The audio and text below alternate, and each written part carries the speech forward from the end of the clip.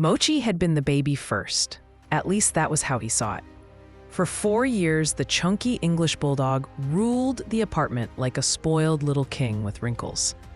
He had his own couch blanket, his own bedtime routine, and somehow convinced his owners, Lena and Marcus, that he physically could not sleep unless tucked beneath the comforter. Then the new baby arrived. Everything changed. The apartment that once smelled like coffee and candles now smelled like baby powder and warm milk. Tiny socks appeared everywhere. Strange machines hummed through the night. Random relatives suddenly visited just to stare at someone who contributed absolutely nothing to rent.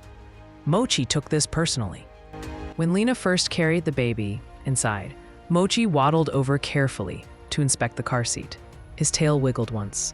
Then the baby sneezed directly in his face. Mochi turned around and walked away without looking back. After that, the jealousy began. Every morning, he squeezed himself between Lena and the baby during feeding time, like a furry barricade. Whenever Marcus pushed the stroller outside, Mochi intentionally walked in front of it at the speed of cold syrup. And whenever the baby cried, Mochi released the deepest, most dramatic sigh imaginable before collapsing onto the floor like life had defeated him personally. "You are so jealous," Lena laughed one afternoon. Mochi looked away immediately, guilty. Still, he watched the baby constantly. If she moved, his ears lifted. If she cried, he appeared instantly. If visitors held her too long, Mochi sat nearby staring with visible suspicion. One evening, Marcus discovered 3 missing baby socks hidden beneath Mochi's bed. "You've got to be kidding me!"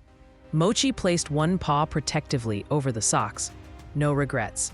Weeks passed, and despite all his dramatic protests, Mochi slowly adjusted to life with the tiny human. He still demanded attention constantly, but now he stayed near the baby, even when nobody asked him to, especially at night. Whenever Lena carried the baby to the nursery, Mochi followed behind, snorting softly like he was supervising the entire operation. Then came the storm.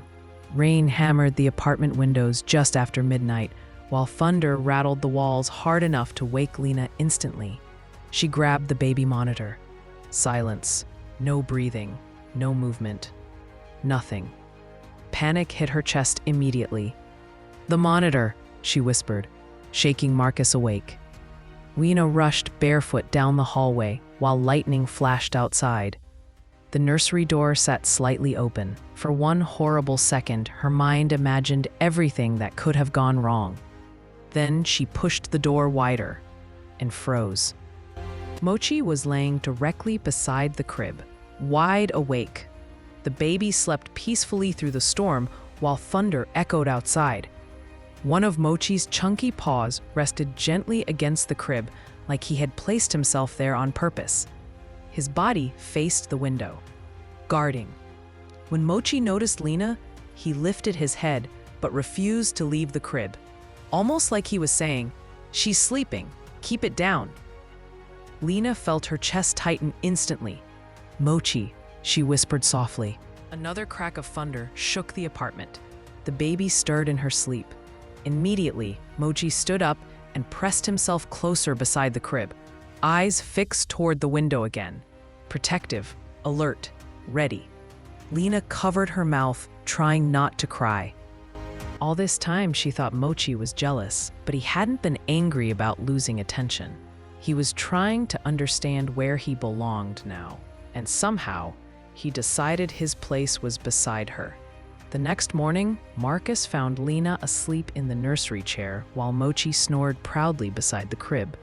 From that day forward, Mochi slept beside the baby every single night, still guarding the little human who stole his parents, then quietly became his favorite person in the world.